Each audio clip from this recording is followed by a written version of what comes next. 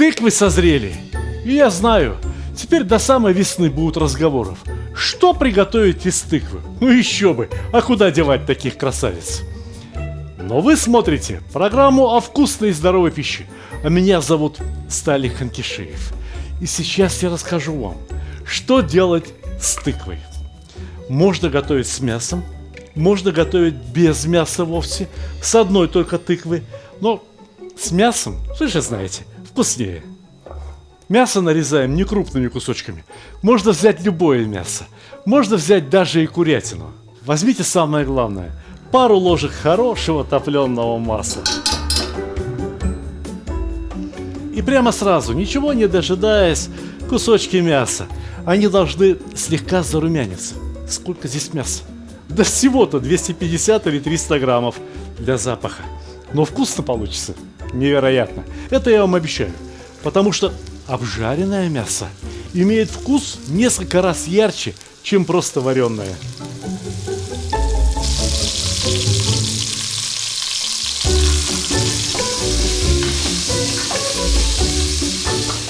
Но помимо мяса, за вкус отвечает еще лук. Жареный лук. Вы знаете, как я приготовил вот этот лук? Я пропустил через мясорубку 4 головки лука. Выделилось довольно много соли. Я добавил сюда пару ложек топленого масла, накрыл все крышкой и поставил сковородку на огонь.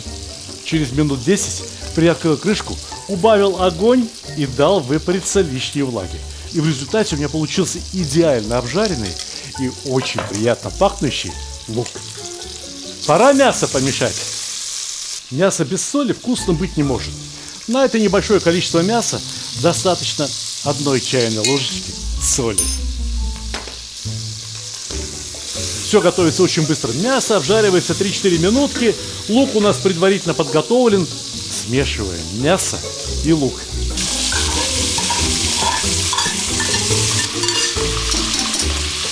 И теперь самое время добавлять специи. Раз здесь есть лук, то непременно должна быть куркума. Хотя бы пол чайной ложечки. Ну да, и тыква желтая, и куркума желтая. Суп получится праздничного цвета. А я вам не сказал еще, да? Мы готовим тыквенный суп. И сюда же я добавлю красного перца, паприки, 2 чайные ложки, не меньше. Если у вас есть свежий имбирь, натрите свежий имбирь. Нет свежего, можно обойтись и сушеным тертым. В супе сушеный тертый имбирь работает очень хорошо. Имбирь согревает организм едоков. Ну а раз имбирь, то и чеснок. Я беру гранулированный чеснок. Для супа он подходит, может быть, даже лучше, чем свежий. Ну, хотите свежий, ради бога. Выдавите 3-4 зубчика чеснока и добавьте в эту зажарку. А теперь самое время все перемешать.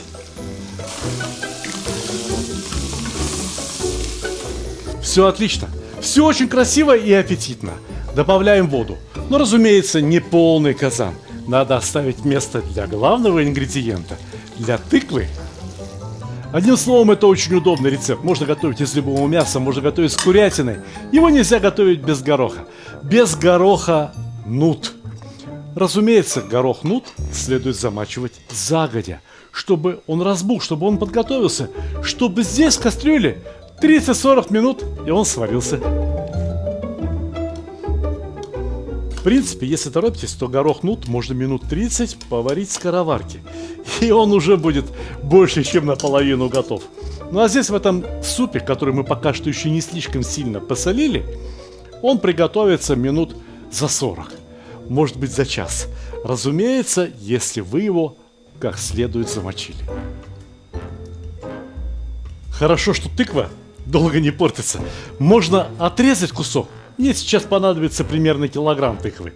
А остальную затянуть пищевой пленкой и пусть постоит до следующего блюда с тыквой. Напишите, пожалуйста, в моих социальных сетях, какое блюдо с тыквой вы хотели бы увидеть следующим. Ого, слышите, как трещит? Как арбуз переспелый. Ух!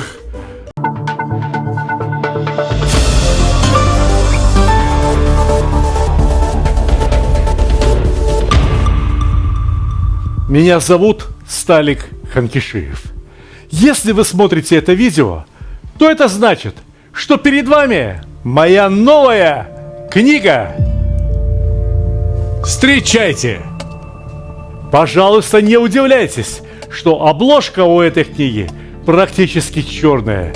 Внутри она переполнена яркими красками. Новые книги и журналы я пролистываю, начиная с последней страницы. Разглядываю иллюстрации.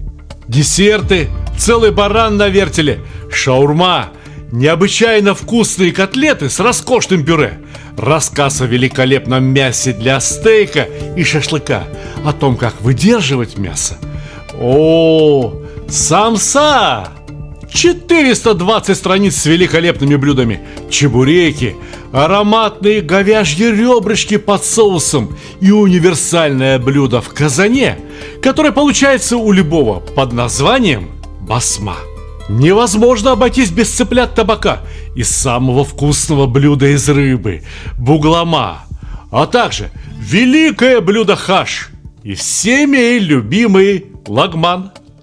Несколько статей, без которых невозможно понять значительную часть моей кухни.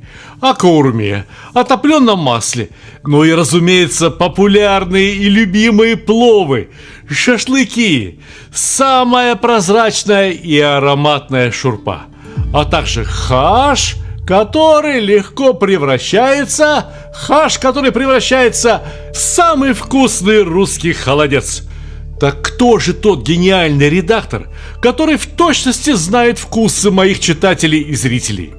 Такого человека нет ни в одной редакции, потому что никто, кроме вас самих, не знает ваши вкусы настолько точно и убедительно. Это вы, коллективный редактор моей новой книги. На моем канале в Ютубе опубликовано более 800 рецептов. Я взял лишь каждый 10-й рецепт, а выбирал, судя по количеству просмотров, по лайкам и количеству подписчиков, которые собрал каждый рецепт. И что же это? Обычный сборник рецептов? Нет, читая эту книгу, вы изучаете кулинарную науку.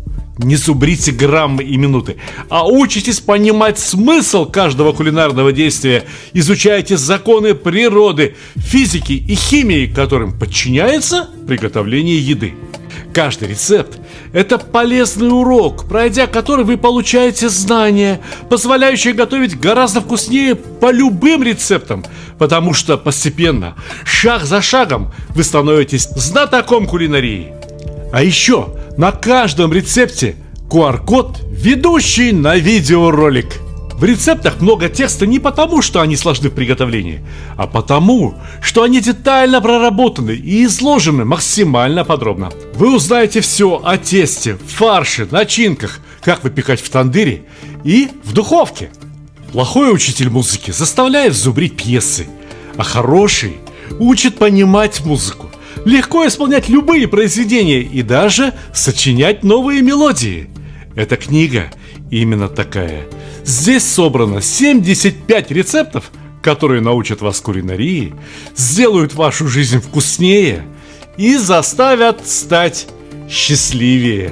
Приобрести эту книгу можно только на сайте stalik.ru. Интернет-магазин stalik.ru является эксклюзивным продавцом этой книги.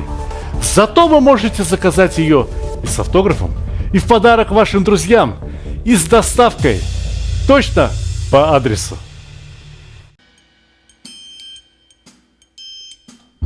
Ух! Отлично!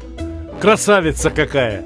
Семечки непременно сберечь. Пригодится. Кстати говоря, вот из этих 3 сортов тыквы, вот эта серо-зеленая, на мой взгляд, самая вкусная.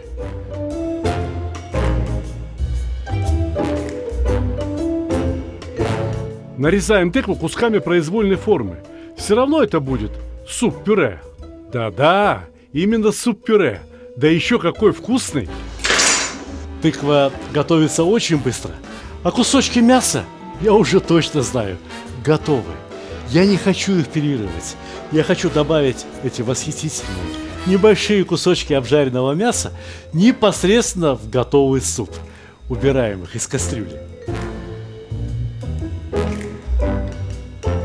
Это только на первый взгляд кажется, как будто 300 грамм мяса это слишком мало. На самом деле, здесь хватит по 2-3 кусочка на 5-6 тарелок.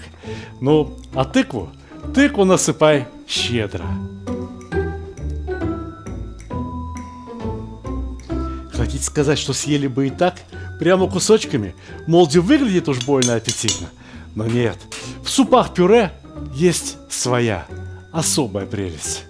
Я специально до этого момента не солил суп. Дело в том, что в пюре продукты себя ведут совершенно по-особому. Некоторые могут попросить чуть больше соли, некоторым могут понадобиться специи, но тыква сама по себе довольно сладкий продукт. Поэтому я приготовил еще и лимон. Но сначала блендер погружной.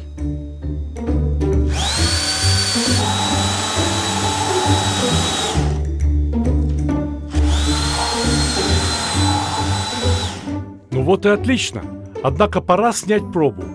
Не добавить ли чего?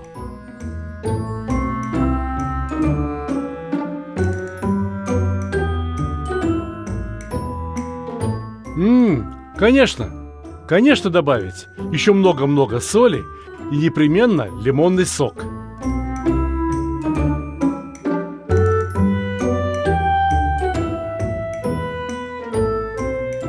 Добавим сначала сок от половины лимона, а потом попробуем. Супы-пюре, да и вообще супы, очень трудно приготовить невкусно. Их всегда можно попробовать и всегда можно что-то добавить. Вот убавить что-либо уже невозможно, даже если это самый вкусный и самый ароматный лимон.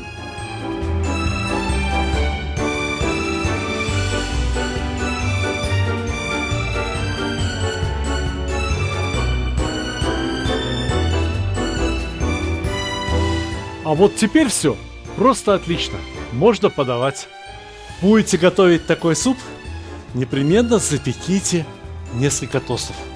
В супе-то кроме мяса жевать нечего. А если будете готовить без мяса, то готовьте заодно на растительном масле. Особенно те, кто держит пост. Ведь по сути дела получится очень вкусное, очень яркое, ароматное и сытное постное блюдо. Посмотрите, какой супчик. Посмотрите, разве не красота?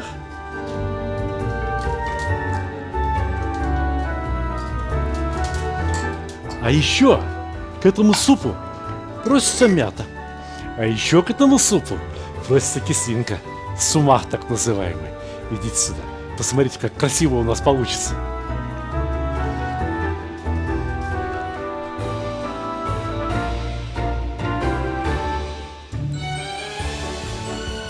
А вот сюда, посередине, несколько кусочков румяного и очень вкусного мяса. Рецепт очень простой, но тем не менее суп вас удивит своим гармоничным вкусом. Приятного аппетита!